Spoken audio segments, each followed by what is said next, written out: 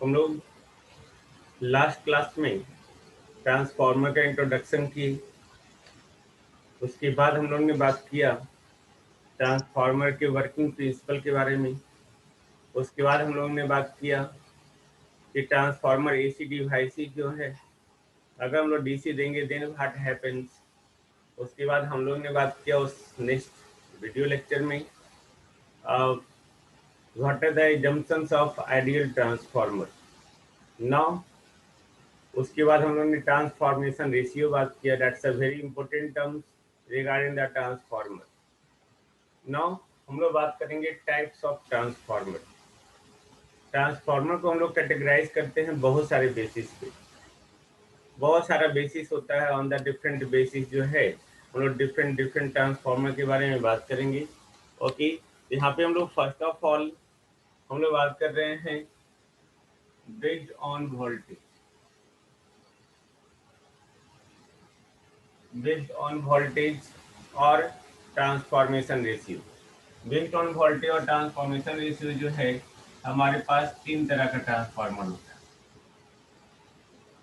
है। Step up transformer, step down transformer, one two one transformer. Okay, होता क्या है हम लोग देखेंगे, डोंट वरी। इसको हम लोग आइसोलेशन ट्रांसफार्मर भी करते हैं। Okay, isolation transformer. सेकंड हमारा जो है बेस्ड ऑन एप्लीकेशन है। बेस्ड ऑन एप्लीकेशन,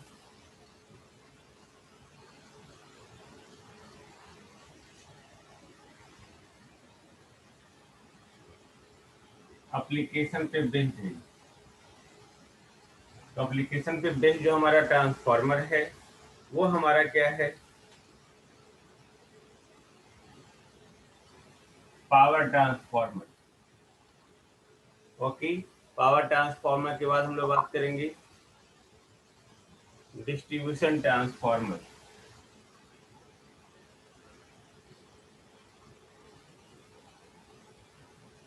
उसके बाद हम लोग बात करेंगे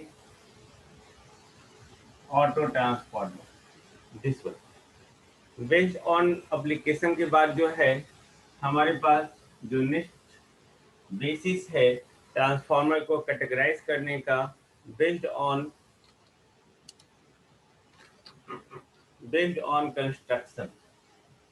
okay,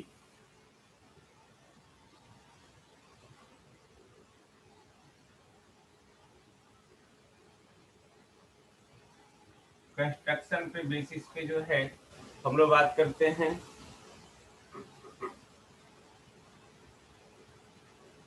core type transformer.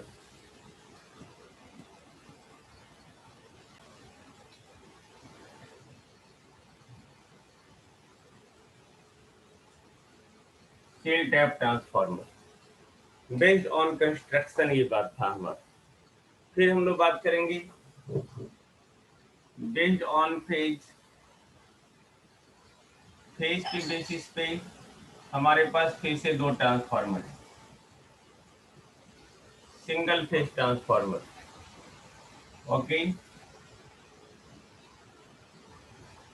Three phase transformer, है ना। तो ये सब हमारा टाइप है, बेसिस है, जिसके अकॉर्डिंग जो है हम लोग यहाँ पे बात कर रहे हैं। नेक्स्ट हमारा जो बेसिस है बेस्ड ऑन मेजरमेंट। मेजरमेंट के बेसिस पे जो है हमारे पास अगेन दो ट्रांसफार्मर है जो आप लोग पढ़ भी चुके हैं। Current transformer,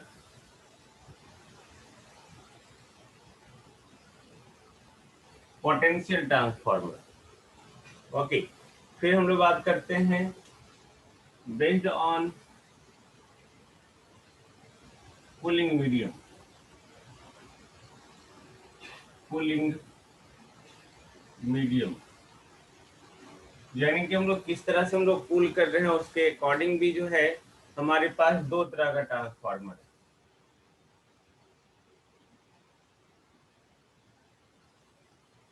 natural cooled transformer, natural cooled. Okay, दूसरा जो है हमारा इसी में force cooled transformer. Force cooled transformer जो है फिर अगेन हम लोग इसमें कैटेगराइज करते हैं, वो 3 तरह का होता है।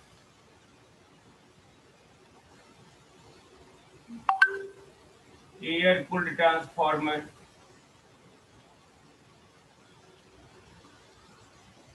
Water cooled transformer, oil cooled transformer. Okay, ये सारा ट्रांसफार्मर का कैटेगराइजेशन था। अब हम लोग जितने सारे ट्रांसफार्मर बात किए, based on voltage, based on application, based on construction, based on phase, based on measurement, based on cooling medium, सारे ट्रांसफार्मर को हम लोग एक एक करके हम लोग फिर से बात करेंगे इन डिटेल, है ना। तो इन डिटेल में सबसे पहले जो हमारे पास ट्रांसफार्मर है वो कौन सा ट्रांसफार्मर है?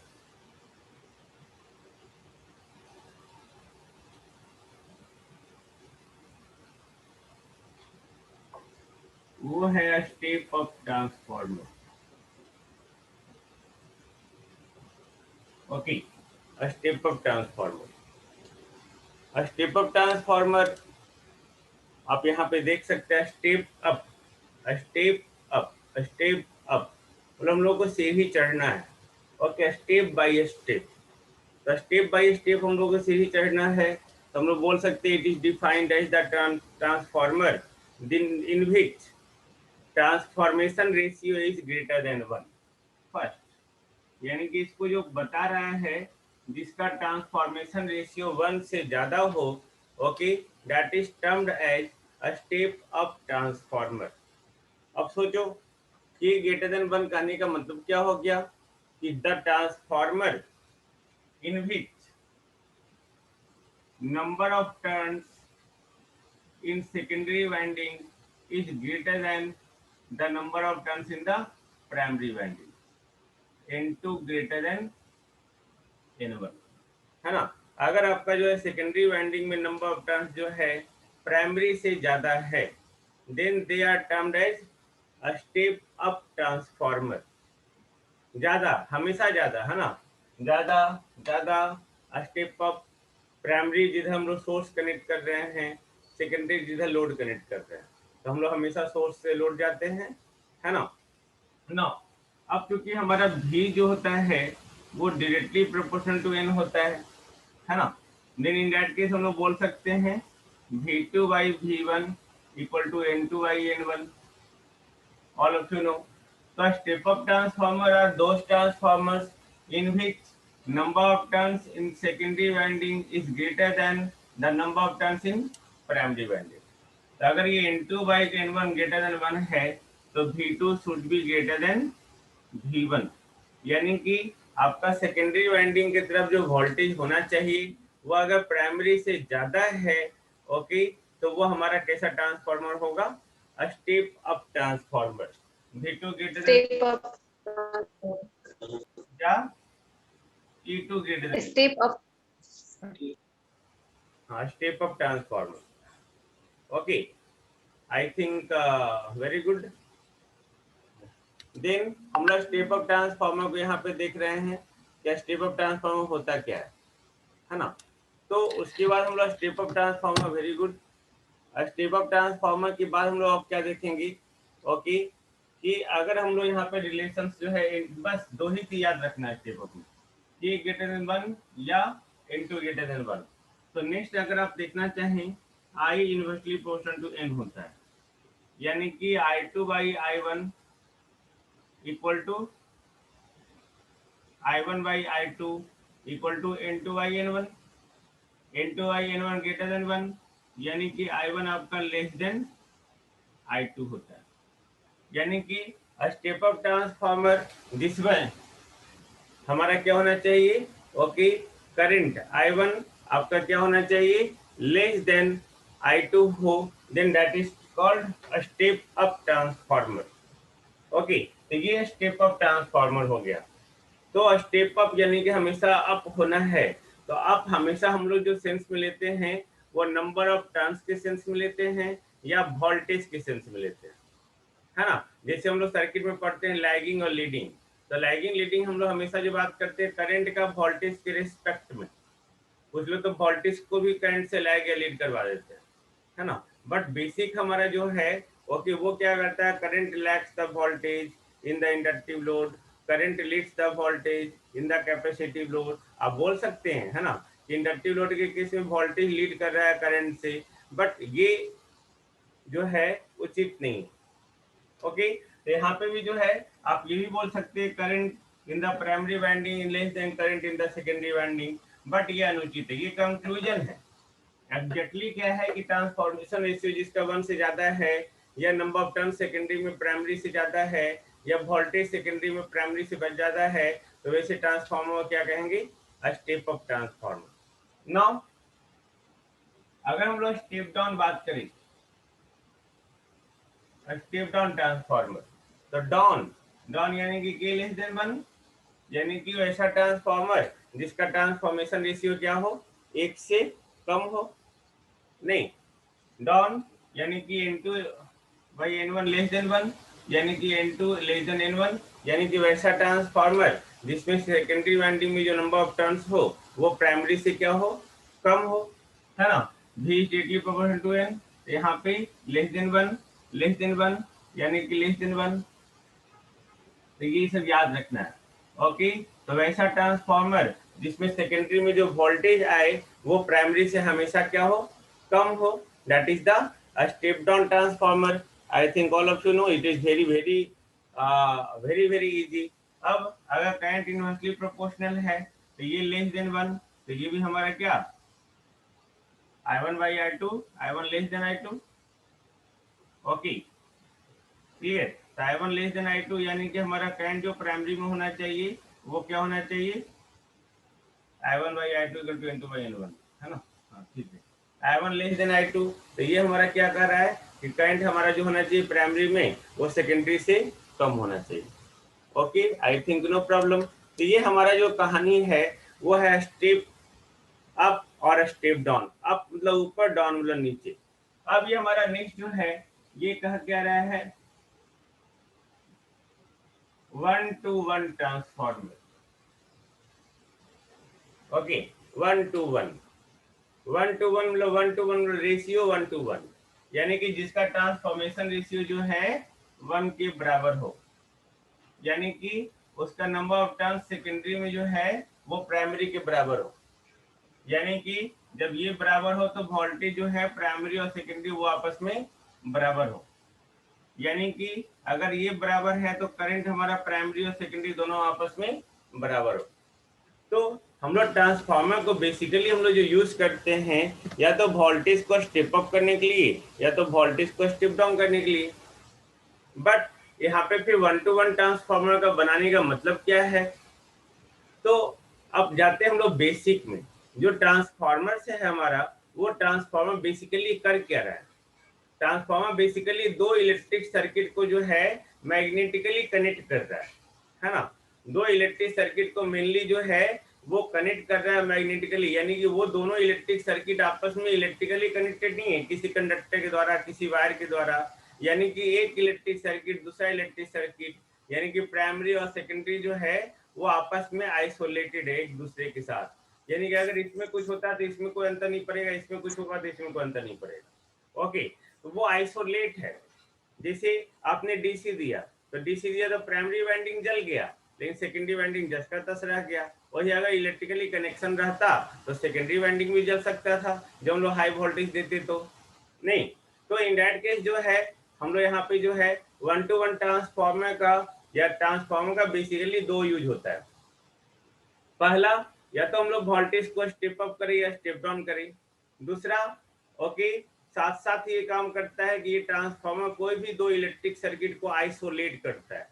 आइसोलेट यानी कि एक इलेक्ट्रिक सर्किट में कुछ भी बिहेवियर चेंजेस हो रहा है तो सेकेंडरी में वहां पे इफेक्ट ना हो। तो आइसोलेट करने का मतलब ये है इस सर्किट का उस सर्किट से इलेक्ट्रिकली कोई मतलब ना हो, दैट इज द ट्रांसफार्मर, है ना। तो हमने यहाँ पे ट्रांसफार्मर बात की। अब यहाँ पे ये 1-to-1 ट्रांसफार्मर भी हो गया। ओके, देन उसके बाद जो हम लोग बात करेंगे अब बेस्ड ऑन फेज हो गया। एक सेकेंड, अब हम लोग जो बात करेंगे यहाँ पे 1-to-1 ट्रांसफार्मर में जो यूज है हमारा, वो ट्रांसफार्मर क्या कर रहा है, दो इलेक्ट्रिकल सर्किट को आइसोलेट कर रहा है। यानी कि यहाँ पे वोल्टेज को ना ही स्टेप अप करना है ना ही स्टेप डाउन होना है, बस जिस वोल्टेज के साथ इनपुट दिए वही वोल्टेज आउटपुट आए, लेकिन दोनों इलेक्ट्रिक सर्किट एक दूसरे से आइसोलेट हो जाए, उसी लिए हम लोग यहाँ पे ट्रांसफार्मर का यूटिलाइज करेंगे। ओके, नाउ हम लोग अब यहाँ पे जो बात करेंगे ये हमारा था बेस्ड ऑन वोल्टेज या based on transformation ratio.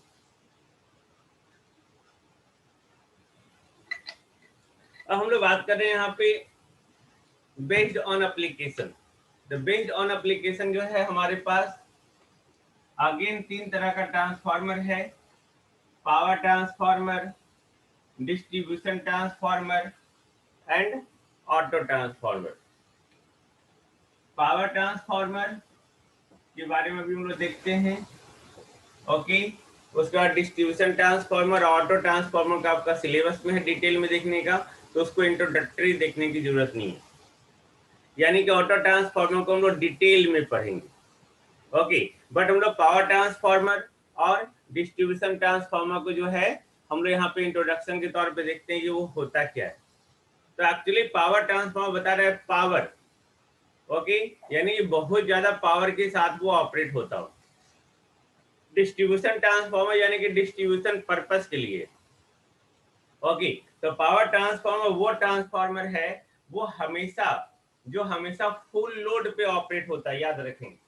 Okay, operate with the full load या ऑपरेट ही नहीं होगा, यानी कि लोड अगर कम हुआ तब इसको ऑपरेट हम लोग नहीं करते। फुल लोड या उससे कम लोड पे हम लोग ऑपरेट नहीं करते हैं। अब कोई भी हमारा मशीन हो, कोई भी डिवाइस हो, अगर वो अपने रेटेड लोड पे, अगर अपने मैक्सिमम लोड पे, ओके, जो उसका रेटिंग है जिसके कॉरस्पॉन्डिंग उसका एफिशिएंसी मैक्सिमम हो रहा है, अगर उस पर वर्क करता है तो उस ट्रांसफार्मर का एफिशिएंसी बढ़ता है। तो कोई भी डिवाइस को हमेशा फुल लोड पे ही रन करवाना चाहिए, अदरवाइज क्या होगा, उसमें लॉसेस होगा। तो लॉसेस होगा तो उससे जो है उस डिवाइस का जो है लाइफ और घट जाएगा। और कुछ लॉसेस होगा यानी कि in the form of heat होगा।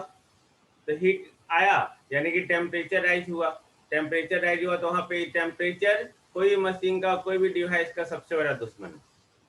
तो उस कंडीशन में क्या होगा कि वो ट्रांसफार्मर के वाइंडिंग को, इंसुलेशन को, ओके, जो भी लेमिनेशन है वो सारा जो है बर्न कर देगा। Got it. तो इसलिए हम लोग जो है हम लोग जनरली हम लोग कोशिश करते हैं कि कोई भी डिवाइस हो हमारा वो हमेशा क्या हो, फुल लोड पे रन करे, है ना। तो नाउ अब हम लोग यहाँ पे बात कर रहे हैं कि यहाँ पे यानी कि पावर ट्रांसफार्मर की पावर, जैसे नाम लिखा हो पावर इलेक्ट्रॉनिक्स, यानी कि ज्यादा रेटिंग। तो पावर ट्रांसफार्मर का भी रेटिंग क्या होगा, बहुत ज्यादा होगा। यानी कि जो लोग पावर ट्रांसफार्मर का साइज जो होगा लार्ज होगा।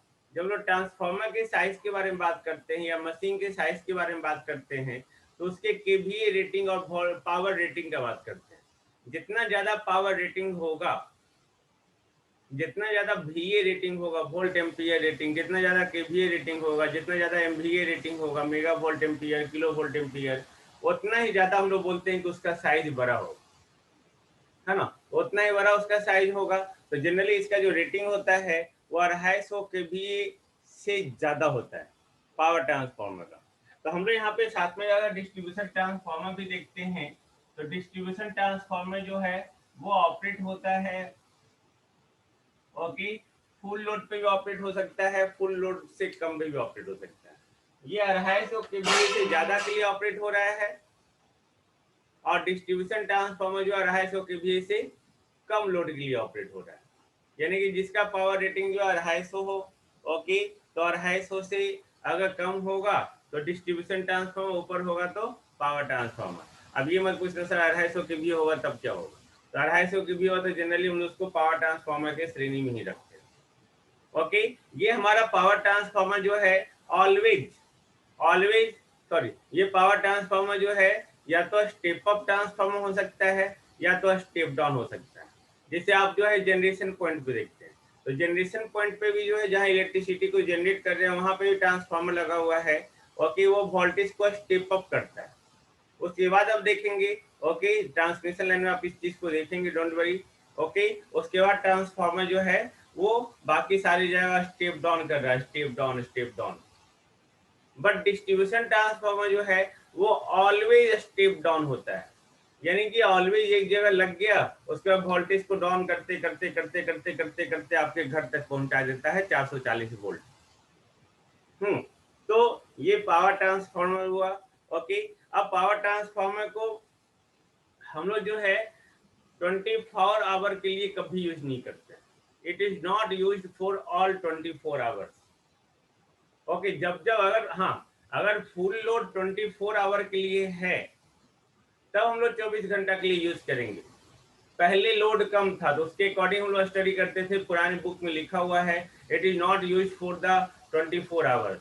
बट आज के डेट में जो है पावर ट्रांसफार्मर को हम लोग गली मोहल्ले में भी देखते हैं, जहां जहां 250 kVA से ज्यादा है, क्योंकि अब जो है इलेक्ट्रिसिटी का जो है डिमांड हर जगह से आने लगा है, हर जगह लोड बढ़ गया है, तो हम लोग डिस्ट्रीब्यूशन ट्रांसफार्मर को रिप्लेस करते जा रहे हैं पावर ट्रांसफार्मर। तो पहले का जो है ये सोच कि पावर ट्रांसफार्मर को सिर्फ जनरेटिंग पॉइंट पे या ट्रांसमिशन पॉइंट पे हम लोग लगाते हैं, ये सोच भी बदलते जा रहा है, क्योंकि रेटिंग अब इसका बढ़ते जा रहा है, ओके। तो रेटिंग बढ़ते जा रहा है तो उसके कॉरस्पॉन्डिंग यूज बढ़ते जा रहा है, डिमांड बढ़ते जा रहा है, तो ट्रांसफार्मर को हम लोग लगाते जा रहे हैं।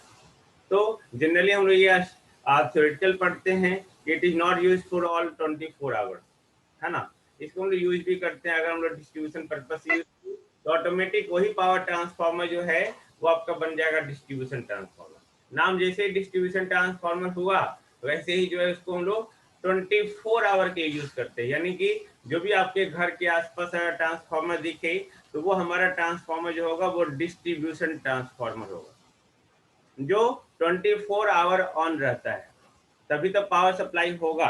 अब यहाँ पे जो ट्रांसफार्मर है हमारा, ओके, उसको फुल लोड के दौरान जो है ऑपरेशन करते हैं, फुल लोड के दौरान, और इसको डिस्कनेक्ट कर देते हैं अगर फुल लोड से कम लोड हुआ या नो लोड हुआ। यानी कि नो लोड आवर में जब कोई लोड है नहीं तो उसमें पावर ट्रांसफार्मर को स्विच ऑफ कर देते हैं, डिस्कनेक्ट कर देते हैं। या फुल लोड से कम हुआ तो हम लोग क्या करते हैं, पावर ट्रांसफार्मर को डिस्कनेक्ट कर देते हैं।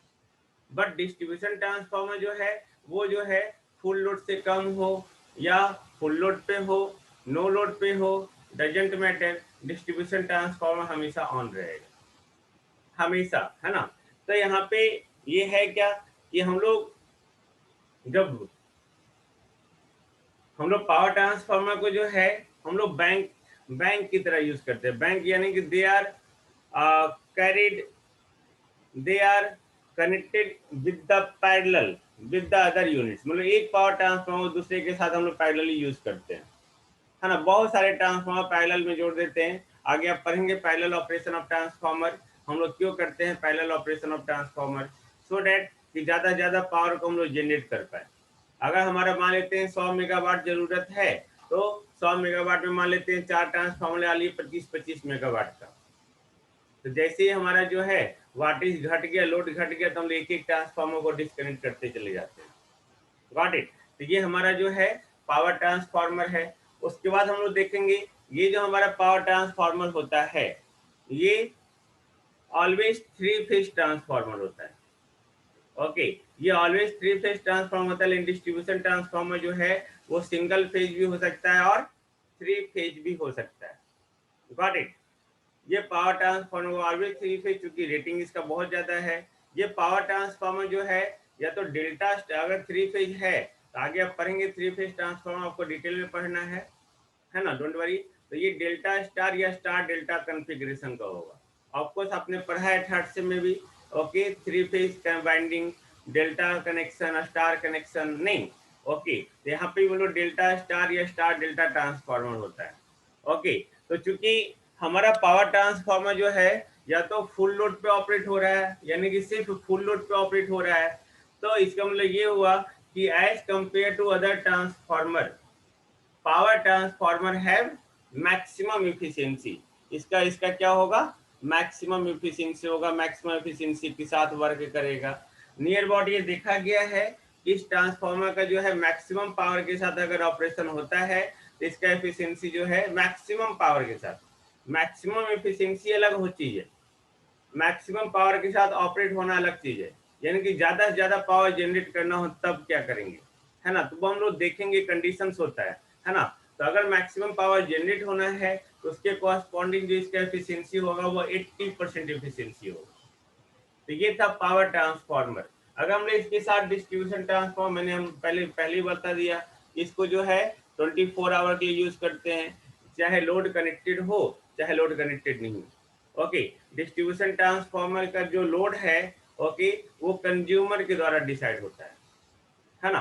कंज्यूमर के द्वारा डिसाइड होता है कि कंज्यूमर कितना लोड से कनेक्टेड है नहीं है, उससे डिपेंड होता है। यह स्मॉल साइज का होता है, साइज का कम होता है ना। जनरली हम लोग इसको जो है 200 या 200 केवीए तक इसको यूज करते हैं, 250 केवीए तक। ये हमारा जो ट्रांसफार्मर होता है ऑलवेज डिस्ट्रीब्यूशन ट्रांसफार्मर, वह स्टेप डाउन ट्रांसफार्मर होता है ना। ये हमेशा जो है स्टैंडर्ड सर्विस वोल्टेज देता है, यानी कि हमेशा सर्विस वोल्टेज, यानी कि जिस वोल्टेज को हम लोग यूज कर सकते हैं। जैसे बड़े बड़े इंडस्ट्री जो है 66 केवी को यूज करते हैं, 33 केवी को यूज करते हैं, 11 केवी को यूज करते हैं। हम लोग डोमेस्टिक पर्पज से जो यूज करते हैं वो 440 वोल्ट यूज करते हैं। घर पे आता है फेज वोल्टेज तो वो 235 पॉइंट समथिंग वोल्टेज हो जाता है ना। तो ये जनरली हमेशा जो है, जनरली नहीं है, ऑलवेज जो है स्टेप डाउन ट्रांसफार्मर होता है। मैंने पहले ही बोला कि ये सिंगल फेज भी हो सकता है और ये 3 फेज ट्रांसफार्मर भी हो सकता है। इस ट्रांसफार्मर का एफिशिएंसी कम होता है, okay, as compare to power transformer. क्यों? क्योंकि ये ट्रांसफार्मर जो है हमेशा ऑपरेट हो रहा है, चाहे लोड कनेक्टेड हो चाहे लोड कनेक्टेड ना हो, दैट डजंट मैटर। अगर लोड कनेक्टेड है तब भी लॉसेस थोड़ा सा तो होगा, अगर लोड कनेक्टेड नहीं है तब आपका जो लॉसेस होगा, यानी नो लोड पे इनपुट दिए हुए लोड है ही नहीं, लोड नहीं है तो आउटपुट नहीं आएगा। याद रखेंगे, लोड नहीं है तो आउटपुट नहीं आएगा, और आप इनपुट दिए हुए हैं तो सारा का सारा इनपुट कहाँ जाएगा, लॉसेस में जाएगा, है ना। तो वो लॉस हो जाएगा। ओके, तो लॉस हो जाएगा, तो लॉसेस ज्यादा हो तो एफिशिएंसी क्या होगा, एफिशिएंसी आपका घट जाएगा। Got it. तो इसलिए हम लोग कहते हैं कि डिस्ट्रीब्यूशन ट्रांसफार्मर के पास जो है ये लेस एफिशिएंसी होता है। हम लोग डिस्ट्रीब्यूशन ट्रांसफार्मर को जो बनाते हैं on the basis of voltage regulation बनाते हैं। अब वोल्टेज रेगुलेशन है क्या, don't worry, voltage regulation detail में हम लोग पढ़ेंगे। Okay, in the case of DC machine, in the case of transformer, in the case of transmission line, in the case of alternator, voltage regulation हम लोग detail में पढ़ेंगे। But याद रखेंगे कि डिस्ट्रीब्यूशन ट्रांसफार्मर जो है हम लोग on the basis of voltage regulation बनाते हैं। ओके, इसको हम लोग डिस्ट्रीब्यूशन ट्रांसफार्मर कौन सा कहाँ लगाना है ये डिपेंड करता है कि कंज्यूमर का बजट क्या है, कंज्यूमर का पर्पस क्या है ना। जैसे आपको पता होगा, अगर अपने पिताजी से पूछेंगे, भैया से पूछेंगे, तो वो बताएंगे कि हम लोग के यहाँ जो ट्रांसफार्मर वहां पे लग सकता है जहाँ पे 60 कनेक्शन अगर मिल जाए तो एक नया एक आवेदन दीजिए, सरकार वहां पे लाके नया ट्रांसफार्मर लगा देगी। 60 कंज्यूमर होना चाहिए मिनिमम। कहीं कहीं अब जो है ज्यादा अगर लोड है तो वहाँ पे 30 कंज्यूमर में भी सरकार दे देता है। Got it. इस तरह से जो है वो ट्रांसफार्मर लगा देता है। तो depending upon your budget, depending upon your purpose, उसके अकॉर्डिंग जो है हम लोग क्या करते हैं, ट्रांसफार्मर को यूज करते हैं, है ना। यहाँ तक किसी को कोई दिक्कत नहीं आई थिंक, नहीं ना।